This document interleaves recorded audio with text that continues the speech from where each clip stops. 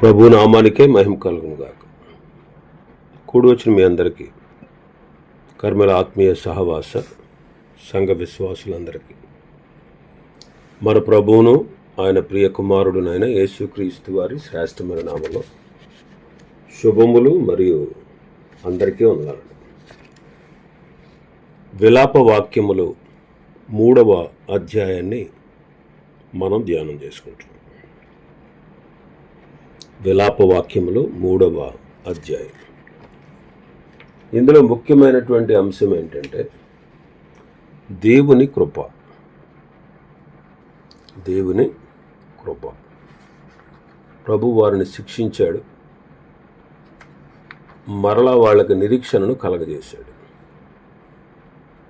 కృప ద్వారా దేవుడు చేసిన విషయాలు ఈ అధ్యాయంలో మనం చూడవచ్చు. ఇందులో భాగంగానే 47 వచనాలు మనం ధ్యానం చేసుకున్నాం. 48వ వచనంలో ఉన్నాం. 48వ వచనం మళ్ళీ చదువుతాను. నా జనులకు కలిగిన నాశనమును నేను చూడగా నా కన్నీరు ఏరులై పారుచున్నది అంటాడు. ప్రవక్త యొక్క హృదయ వేదన ఇక్కడ చూస్తున్నాం. ఇర్మియాను కన్నీటి ప్రవక్త అని పిలుస్తారు. దేవుని తీర్పు వల్ల యెరూషలేము నగరం నాశనం అవడం, ప్రజలు చెరలోకి వెళ్ళిపోవడం చూసి ఆయన తట్టుకోలేకపోయాడు. అందుకే ఈ వచనంలో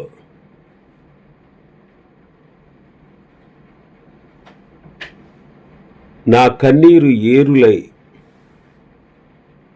నీటి కాలవల్లాగా నా కన్నీరు ఏరులై పారుచున్నది అంటాడు. అంటే అతని దుఃఖం ఎంత అపరిమితంగా ఉందో మనకు తెలుస్తూ ఉంది. ఇర్మియా కేవలం ఒక ప్రవక్తగానే కాకుండా తన ప్రజల పట్ల ఎంతో ప్రేమ ఉన్న వ్యక్తిగా మనకు కనిపిస్తాడు. ప్రజలు వారు చేసిన పాపాల వల్ల శిక్ష అనుభవిస్తున్నారు అని తెలిసినప్పటికీ వారి కష్టాలను చూచి ఇర్మియా ప్రవక్త సంతోషించలేదు. దానికి బదులుగా వారి బాధను తన సొంత బాధగా భావించి కన్నీరు కార్చాడు. మరి ఈ కన్నీరు, ఈ విలాపం కేవలం నిరాశతో కూడుకున్నది కాదు.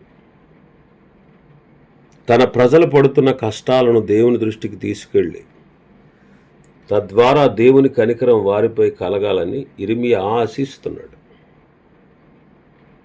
మన చుట్టూ ఉన్నవారు కష్టాల్లో ఉన్నప్పుడు మనం ఎలా స్పందించాలో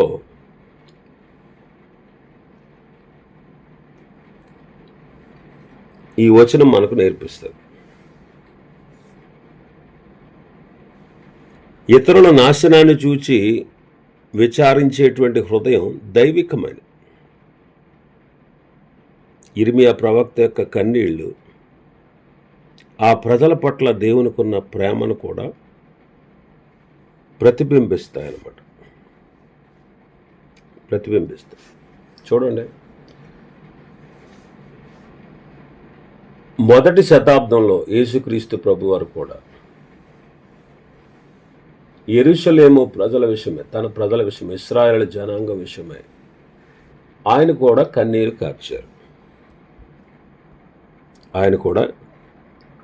కార్చారు. ఆయన ఆ పట్టణమునకు సమీపించినప్పుడు దాన్ని చూచి దాని విషయమై ఏడ్చి అని ఉంటుంది. లోకాసు వార్త 19:41. ఆ పట్టణానికి సమీపించినప్పుడు దానిని చూచి దాని విషయమై ఆయన ఏడ్చారు. నీవును ఈ దినమందైనను సమాధాన సంబంధమైన సంగతులను తెలుసుకుంటే నీకెంతో మేలు. ప్రభువు నిన్ను దర్శించిన కాలము నీవు ఎరగకుండా ఉన్నావు. నీవు పాడైపోవడానికి సిద్ధంగా ఉన్నావని ఆయన ఏడ్చారు. అపొస్తలుడైన పౌలు కూడా ప్రజల కొరకు కన్నీటితో ఉన్నాడు. నశించిపో ఆత్మల విషయమై కన్నీరు కార్చాడు.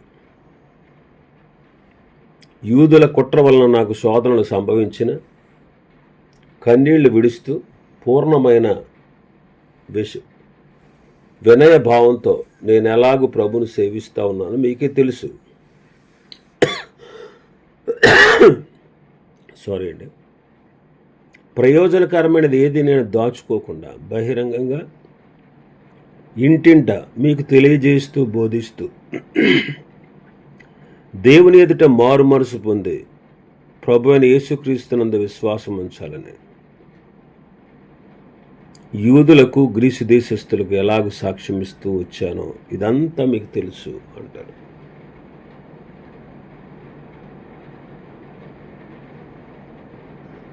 అపొస్తలుల కార్యములు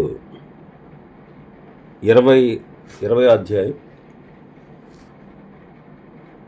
19-20 వచనాల్లో మనం చూస్తాం. ఇంకా ఆయన అంటారు, అపొస్తలుడైన పౌలు 31వ వచనంలో, అపొస్తలుల కార్యములు 20:31లో, కావున నేను 3 సంవత్సరములు రాత్రింబగలు కన్నీళ్లు విడుచుచు ప్రతి మనుషునికి మానక బుద్ధి చెప్తున్నని మీరు జ్ఞాపకం చేసుకుని మెలకువగా ఉండండి. అలాగే సంఘముల మధ్యలో ప్రవేశించిన దుర్బోధల విషయంలో కూడా పౌలు గారు కన్నీరు విడిచారు. అలాగే తిమోతి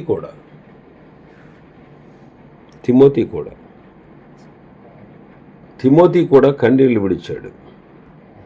అందుకే పౌలు గారు అతనికి ఉత్తరం రాస్తూ, నా ప్రార్థనలు ఎందు ఎడతెగక నిన్ను జ్ఞాపకం చేసుకునొచ్చు, నీ కన్నీళ్లను తలంచుకొని అంటాడు. నీ కన్నీళ్లను తలంచుకొని.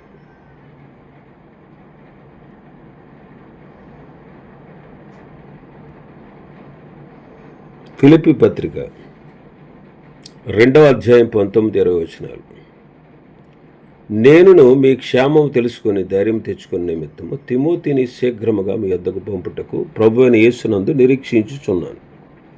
మీ క్షేమ విషయమై నిజముగా చింతించువాడు అతని వంటి వాడు ఎవ్వడునూ నా యొద్ద లేడు అంట. మరి ఇర్మియా క్రీస్తు స్థానంలో దుఃఖము కనపరుస్తున్నారు. అలాగే పౌలు, తిమోతి గారు మరి వీరు కూడా కన్నీరు కారుస్తున్నారు. మరి మన పరిస్థితి ఎలా ఉంది? మన భాగంలోకి వస్తే 49వ వచనం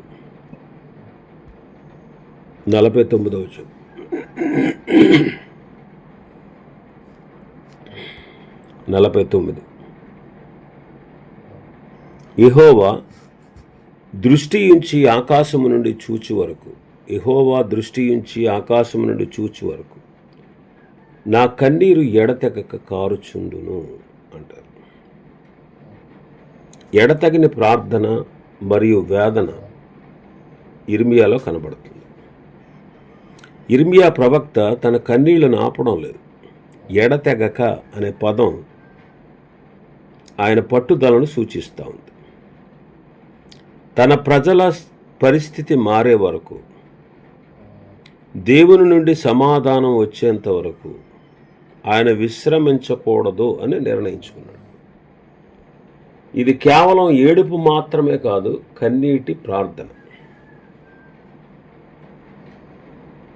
ప్రవక్తకు ఒక నమ్మకం ఉంది.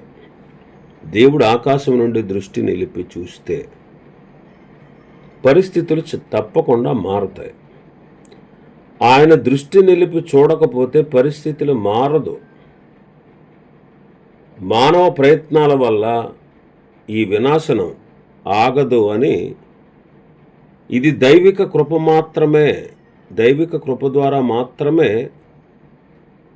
వారిని కాపాడగలదు అని ఇర్మియా గ్రహించాడు. ఈ వచనంలో మనకు ఒక నిరీక్షణ కనిపిస్తోంది. దేవుడు ఎప్పటికైనా తన వైపు చూస్తాడనే ఆశతోనే కన్నీళ్లు విడుస్తూ ఉన్నాడు ప్రవక్త. అందుకే ఆకాశము నుండి చూచు వరకు అంటాడు. యెహోవా దృష్టి ఉంచి ఆకాశము నుండి చూచు వరకు అంటే దేవుని సమయం కోసం కనిపెట్టుకుని ఉన్నాడు అనే విషయాన్ని తెలియజేస్తుంది.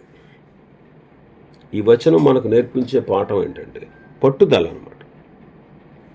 మన ప్రార్థనకు వెంటనే జవాబు రాకపోయినా దేవుని సహాయం అందే వరకు మనం విశ్వాసంతో కనిపెట్టుకోవాలి. దేవుని మీద ఆధారపడాలి. మన కష్టకాలంలో లోక సంబంధమైన సహాయం కంటే దేవుని దృష్టి మనపై పడడం అన్నిటికంటే గొప్పది అని మనం గుర్తించాలి. అందుకే నా కన్నీరు ఎడతెగక కారుచున్నది అంటారు. 48, 49 వచనాలకు 50 వచనం ఒక ముగింపు లాంటిదన్నమాట. ప్రవక్త యొక్క నిరీక్షణను, దేవుని వైపు ఆయన చూస్తున్నటువంటి తీరును ఈ వచనం స్పష్టం చేస్తుంది. అందుకే నా కన్నీరు ఎడతెగక కారుచున్నది. ఇక్కడ ముఖ్యమైన ఉద్దేశం ఏంటంటే యిర్మీయా ప్రవక్త ఆకాశము నుండి దేవుడు తన దృష్టి నిలిపి చూచే వరకు అని అనడంలో గొప్ప సత్యం ప్రకటిస్తున్నాడు. ఏంటా సత్యం అంటే భూమి మీద జరుగుతున్న ప్రతి అన్యాయం, ప్రతి బాధ దేవునికి తెలుసని, ఆయన ఆకాశం నుండి ప్రతిదీ గమనిస్తున్నాడని ప్రవక్త నమ్ముతున్నాడు. మనుషులు చేయగలిగినది ఏమీ లేనప్పుడు కేవలం దేవుడు తన దృష్టిని మనపై సారిస్తే పరిస్థితి మారిపోతుంది అని ఇక్కడ అర్థం. దేవుడు దృష్టి ఉంచి ఆకాశం నుండి చూచు వరకు అంటే కేవలం గమనించడం మాత్రమే కాదు, చూడటం. చూచు వరకు అంటే అర్థం ఏంటంటే ఆయన కనికరపడి సహాయం చేయుట ప్రారంభించుట అని అర్థం. ఆయన చూస్తున్నాడంటే చూసిన వాడు అలాగే కఠినంగా ఉండిపోకుండా కనికరం చూపించి సహాయం చేస్తాడు అని అర్థం. మరి దేవుడు ఎప్పుడు స్పందిస్తాడో ప్రవక్తకు తెలియదు. కానీ ఆయన స్పందించేంత వరకు కూడా తన ప్రార్థన ఆగదని, ఆపనని యిర్మీయా చెప్తున్నాడు. ఇది మనకు ఓర్పును నేర్పిస్తుంది. కష్టాలు వచ్చినప్పుడు వెంటనే కృంగిపోకుండా దేవుని సహాయం అందే వరకు విశ్వాసంతో కనిపెట్టాలని ఈ వచనం సూచిస్తూ ఉంది. కనుక 48, 49, 50 వచనాలు కలిపి చూస్తే 48వ వచనంలో ప్రజల కష్టాలను చూచి కలిగిన వేదన మనం చూస్తాం. 49వ వచనంలో ఆ వేదనతో చేస్తున్న ఎడతెగని ప్రార్థన మనం చూస్తాం. 50వ వచనంలో దేవుడు సహాయం చేస్తాడు అనే నిరీక్షణతో కనిపెట్టడం మనం చూస్తాం.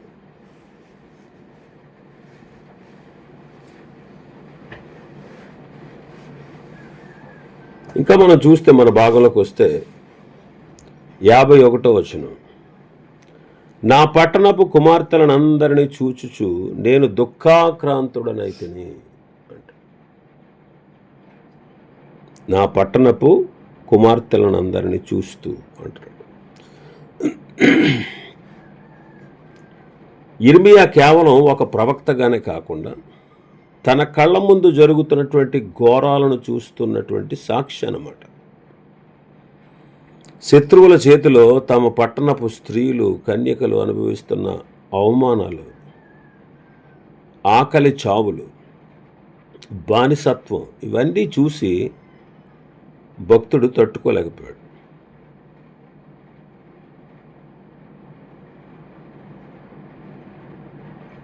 అందుకే అతడు చూస్తున్నటువంటి ఆ పరిస్థితి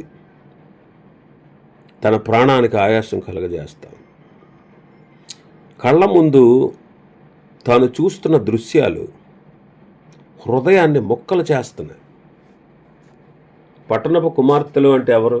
బైబిల్ భాషలో కుమార్తెలు అంటే కేవలం చిన్నపిల్లలు మాత్రమే కాదు, ఆ పట్టణంలో ఉన్న స్త్రీలు, కన్యకలు మరియు యెరూషలేము యొక్క నివాసులందరినీ సూచిస్తూ ఉంది. యుద్ధం సంభవించినప్పుడు పురుషుల కంటే స్త్రీలు, పిల్లలు ఎక్కువ బాధకు గురవుతారు. వారి నిస్సహాయ స్థితిని చూచి యిర్మీయా ప్రాణం విలవిల్లాడిపోయిందనమాట. యిర్మీయా ఈ వచనంలో తన గొప్ప మానవత్వాన్ని చాటిస్తూ ఉన్నాడు. ప్రజలు పాపం చేశారని అతనికి తెలుసు, కానీ వారు అనుభవిస్తున్న శిక్షను చూచి ఆయన వీరికి ఇలాగే జరగాలి, మా బాగా జరిగిందని అనుకోలేదు. దానికి బదులుగా వారి బాధను తన సొంత బాధగా అనుభవిస్తూ మానసిక వేదనకు గురయ్యాడు. ఈ వచనం మనకు నేర్పించేది ఏంటంటే, మన కళ్ళ ముందు ఎవరైనా బాధపడుతూ ఉంటే వారి పట్ల మనం ఉదాసీనంగా ఉండకుండా సానుభూతితో మనం స్పందించాలి.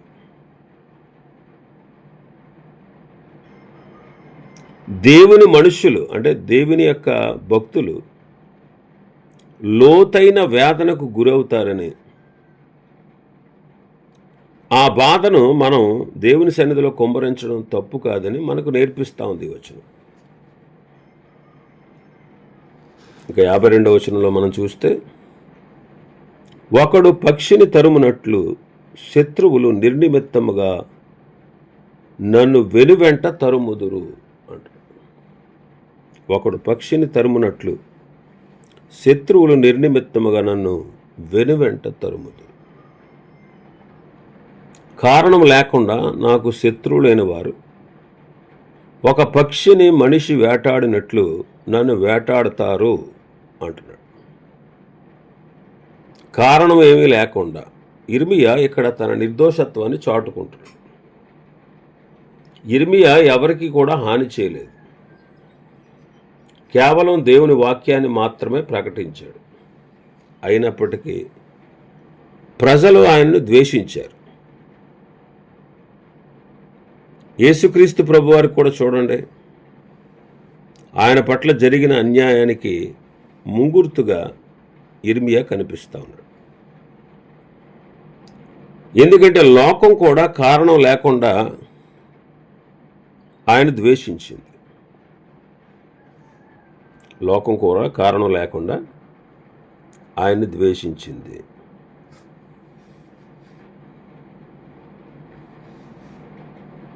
ఒక చిన్న పక్షి ఎంతో బలహీనమైనది, వేటగాడు చాలా పెద్దవాడు. వేటగాడి ముందు ఈ పక్షి చాలా చిన్నది.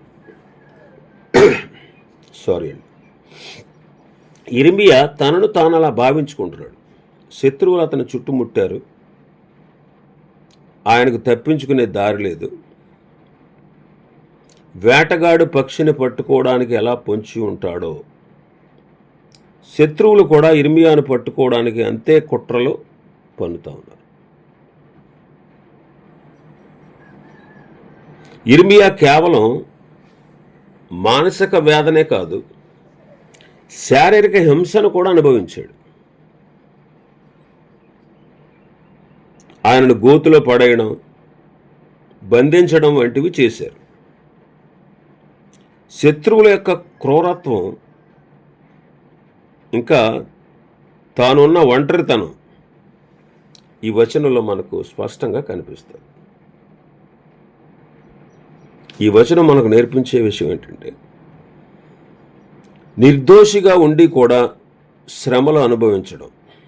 చూడండి, కొన్నిసార్లు మనం మంచి చేసిన ఒక్కోసారి లోకం మనల్ని తప్పుగా అర్థం చేసుకుని వేధించవచ్చు. అటువంటి సమయంలో యిర్మీయా వలె మన వేదనను దేవుని ఎదుట కుమ్మరించాలి. దేవుడిచ్చేటువంటి రక్షణ మీద ఆధారపడాలి. పక్షి లాంటి బలహీనమైన స్థితిలో మనం ఉన్నప్పుడు మనల్ని కాపాడగలిగేది కేవలం దేవుడు మాత్రమే అనే విషయాన్ని మనం గుర్తు చేసుకోవాలి. ఇంకా మనం చూస్తే 53వ వచనంలో, వారు చెరసాలలో నా ప్రాణం వేసిరి, నా పైన రాయి ఉంచిరి అంటున్నాడు. గోతులో పడేయడం. ఇర్మియా గ్రంథం 38వ అధ్యాయంలో దీనికి సంబంధించిన చారిత్రక నేపథ్యం ఉంది. ఇర్మియా దేవుని వాక్యాన్ని ధైర్యంగా ప్రకటించినందుకు రాజకుమారులు ఆయన పట్టుకుని మల్కియా కుమారుడైన యెహోషాపాతు గోతులో వేశారు.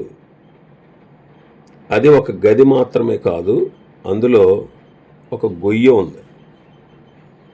అందులో నీళ్లు లేవు, అడుగున బురదతో నిండి ఉంది. ఇర్మియా ఆ బురదలో దిగబడిపోయాడు. వారు చెరసాలలో నా ప్రాణమును తీసివేశారంటున్నాడు. అంటే దీని అర్థం ఏంటంటే మరణానికి అతడు దగ్గరయ్యాడు. శత్రువులు ఆయన అక్కడ పడేశారు. ఆకలితో ఊపిరాడక అతడు చచ్చిపోతాడనే ఉద్దేశంతోనే వాళ్ళు అందులో వేశారు. లోకం దృష్టిలో భక్తుడు చనిపోయినట్లుగా చనిపోయిన వ్యక్తితో సమానమయ్యాడు.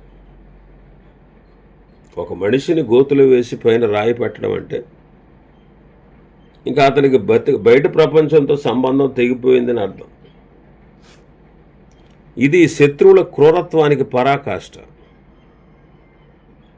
భక్తుడు బయటకు రాకుండా ఉండడానికి లేదా ఆయనను కొట్టడానికి పైన పెద్ద రాయిని ఉంచారు. ఇది ఒక సమాధిని పోలి ఉందన్నమాట. అంటే అతడు బ్రతికుండగానే సమాధి చేసినంతటువంటి వేదనను అతడు అనుభవించాడు.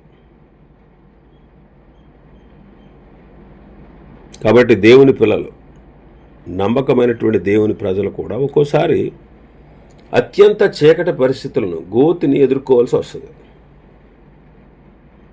ఇర్మియా అనుభవించిన ఈ శ్రమలో యేసుక్రీస్తు మరణాన్ని, ఆయన సమాధిని, ఆయన పునరుత్థానాన్ని సూచిస్తూ ఉంది. చుట్టూ పెద్ద గొయ్య, కింద బురద, పైన చీకటి. అయినా సరే ఆ ప్రదేశం నుండి దేవునికి మొరపెట్టాడు. 54వ వచనంలో మనం చూస్తే, నీళ్లు నా తల మీదుగా పారెను, నాశనమైతినని నేను అనుకుంటుని అంటున్నాడు. నీళ్లు తల మీదుగా పొరలడం అంటే ముంచెత్తేటువంటి కష్టాలకు సాదృశ్యంగా చెప్పబడుతుంది. ఇర్మియాను పడవేసే గోతులో నీళ్లు బురద ఉండడం వల్ల ఊపిరాడక మునిగిపోయే పరిస్థితికి చేరుకున్నాడు. ఇది తాను శారీరకంగా కష్టపడుతూ మానసిక వేదన పడుతూ కూడా ఉన్నాడు. అక్కడ అంటాడు, నేను నిర్మూలమైపోతుని, నాశనమైపోతుని అనుకున్నాను అంటున్నాడు. ఇక నా పని అయిపోయింది, దేవుడు నన్ను మర్చిపోయాడు, నేను ఇక బయటపడలేను అనే భావన ఇర్మియాకు కలిగింది. తనను రక్షించేవారు ఎవ్వరూ లేరని, ఆ చీకటి గోతులనే తన సమాధి అవుతుందని భయపడ్డాడు. ఈ వచనం మనకు కీర్తనలు 69:1-2 వచనాలకు గుర్తు చేస్తుంది. దేవా, నీళ్లు నా మీదకు ప్రాణం మీదకు వచ్చాయి, నన్ను రక్షించు అని. నిలువలేని లోతైన బురదలో నేను దిగిపోతున్నాను అంటాడు కీర్తనకారుడు. 69వ కీర్తనలో మనం చూస్తే, జలములు నా ప్రాణం మీద పొర్లిచున్నవి, నిలువనీయని అగాధమైన దొంగ ఊబిలో నేను దిగిపోవచ్చున్నాను. అగాధ జలములలో నేను దిగబడ్డాను, వరదలు నన్ను ముంచివేస్తున్నాయి అంటాడు. భక్తులైన వారు కూడా ఒక్కోసారి తమ కష్టాలు తమ శక్తికి మించి ఉన్నాయని, తాము నాశనమైపోతున్నామని భావిస్తారు అనే విషయాన్ని ఈ వచనం మనకు చూపిస్తుంది. ఈ వచనం మనకు నేర్పించే పాఠం ఏంటంటే, మన జీవితంలో కూడా ఒక్కోసారి సమస్యలు తల మీదుగా పొర్లిపారుతున్నట్టు అనిపించవచ్చు. ఆర్థిక ఇబ్బందులు, అనారోగ్య పరిస్థితులు, మానసిక ఒత్తిడులు మనల్ని ముంచెత్తుతున్నట్లుగా అనిపిస్తాయి అన్నమాట. మనం కూడా కొన్నిసార్లు నిరాశకు గురవడం సహజం. అయితే 55వ వచనంలో ఇర్మియా ఏం చేశాడో మనకు తెలుస్తుంది. 55వ వచనం, యెహోవా అగాధమైన బందీగృహంలో నుండి నేను నీ నామమును బట్టి మొరలిడగా నీవు నా శబ్దమును ఆలకించితివి. సహాయం కొరకు నేను మొరపెట్టగా చెవిని మూసుకొనుకుము అంటాడు. ఇర్మియా కేవలం మామూలు కష్టంలో లేడు. ఆయన ఉన్నది అగాధమైన గోతిలో ఉన్నాడు. అది ఎంతో లోతైనది, చీకటితో నిండినది, మనుషుల సహాయం అందని చోటు. మన జీవితంలో కూడా ఒక్కోసారి మనం అట్టడుగు స్థాయికి పడిపోయామని అనిపించవచ్చు. అటువంటి పరిస్థితిని ఈ వచనంలో మనకు కనబడతాం. అప్పుడు ఏం చేశాడు ఇర్మియా? అతనికి వేరే ఆయుధం ఏమీ లేదు. ఏ మనిషి అతనికి సహాయకుడిగా లేడు. అతని దగ్గర మిగిలింది కేవలం దేవుని నామం మాత్రమే. అతడు గట్టిగా అరవలేకుండా ఉండొచ్చు, కానీ హృదయపూర్వకంగా దేవుని నామాన్ని స్మరించాడు. యెహోవా అని పిలవడం అంటే ఆయన శక్తిని, ఆయన వాగ్దానాన్ని గుర్తు చేసుకోవడం. ఎందుకంటే ఆపదలో ఉన్నప్పుడు దేవుని నామం ఒక బలమైన కోటగా మనకు కనపడుతుంది. ప్రార్థనకు స్థలంతో పని లేదు. ఇర్మియా ప్రార్థన చేయడానికి దేవాలయానికి వెళ్ళలేదు, లేదా ప్రశాంతమైన చోటు కోసం వెతకలేదు. బురదతో నిండిన ఆ భయంకరమైన గోతులోనే ప్రార్థన చేశాడు. మన పరిస్థితి ఎంత దారుణంగా ఉన్నా మనం ఉన్న చోట నుండే దేవునికి మొరపెట్టవచ్చు అని ఈ వచనం మనకు తెలియపరుస్తుంది. దేవుడు మన ప్రార్థన వినడానికి మనం ఎక్కడ ఉన్నామనేది ముఖ్యం కాదు, మన హృదయం ఎలా ఉన్నది అనేటువంటిదే ముఖ్యం. కాబట్టి ఎలాంటి పరిస్థితుల్లోనైనా ఆశ కోల్పోవద్దని ఈ వచనం మనకు తెలియజేస్తుంది. మనం ఎంత లోతైన సమస్యలనే గోతులో ఉన్నా దేవుని నామాన్ని పిలవడానికి అది అడ్డు కాదు. కాబట్టి మన చివరి ప్రయత్నం ఏదైనా ఉందంటే అది ప్రార్థన. మనుషులందరూ మనల్ని వదిలేసిన దేవుడు మాత్రం మన మొర వినడానికి సిద్ధంగా ఉన్నాడు. 56వ వచనం మనం చూస్తే, 56వ వచనం, నీవు నా శబ్దమును ఆలకించితివి, సహాయం కొరకు నేను మొరపెట్టగా చెవి మూసుకొను. దేవుడు ఉన్నాడనే నిశ్చయతతో ఇర్మియా గోతులో ఉన్నప్పుడు ఆయన చుట్టూ ఉన్నటువంటి మనుషులు ఆయన మాట వినలేదు, విన్నా కానీ పట్టించుకోలేదు. కానీ నా శబ్దము నీకు వీడిపడింది, నీవు నా శబ్దము ఆలకించావు అంటున్నాడు. ఇక్కడ గొప్ప ధైర్యం మనకు కనిపిస్తుంది. దేవుడు తన మొరను ఆలకించాడనే నమ్మకం భక్తునికి కలిగింది. ప్రార్థనలో అతి ముఖ్యమైన విషయం ఏంటంటే మనం అడిగేది అడుగుబాటినల్లా పొంది ఉన్నామని నమ్ముడి అన్నాడు కదా. అలా నమ్మకం కలిగి ఉండడం, విసిగిపోకూడదు, ఆయన వినకుండా ఉండడం మనం ప్రార్థన చేస్తే. అందుకే నేను మొర్రపెట్టగా చెవి మూసుకొనుకుము అంటాడు. అంటే దేవుణ్ణి బతిమలాడుకుంటున్నాడు అన్నమాట. ప్రభువా, నా స్థితిని చూచి నువ్వు ముఖం చాటేయకు, నా మొరను త్రోసిపుచ్చకు అని వేడుకుంటున్నాడు. మన పరిస్థితి ఎంత దారుణంగా ఉన్నా దేవుడు మన వైపు తన చెవిని ఉంచుతాడు. అది ప్రవక్త యొక్క విశ్వాసం. గోతిలో బురదలో ఉన్న ఇర్మియా బహుశా పెద్దగా కేకలు వేసే స్థితిలో లేకపోవచ్చు. ఏదో బలహీనమైన మెల్లని స్వరంతో, మూలుగుతో ప్రార్థించి ఉండొచ్చు. అయినప్పటికీ ఆ స్వల్ప శబ్దాన్ని కూడా దేవుడు ఆలకించాడు. మన హృదయ అంతరంగంలో చేసే మూలుగును కూడా దేవుడు వింటాడు అని ఇది మనకు స్పష్టంగా నేర్పిస్తుంది. దేవుడు చెవి ఎప్పుడు తెరిచే ఉంటుందండి, మూసుకోడైనా. మనం ఒంటరిగా ఉన్నామని, మన బాధ ఎవరికి అర్థం కావట్లేదని మనం అనుకుంటూ ఉంటాం చాలాసార్లు. దేవుడు మన మాటలు వింటున్నాడు అనేది ఒక గొప్ప ఓదార్పు. ఇర్మియా తన పరిస్థితి మారకముందే నీవు విన్నావు అని నమ్మకంతో చెప్తున్నాడు. నీవు నా శబ్దము ఆలకించావు అంటాడు. నమ్మకంతో చెప్తున్నాడు అనమాట. ఇది విశ్వాసంతో కూడిన ప్రార్థన. కాబట్టి 57వ వచనంలో మనం చూస్తాం, నేను నీకు మొరలిన దినమున నీవు నా యొద్దకు వచ్చితివి, భయపడకుము అని నీవు చెప్పావు.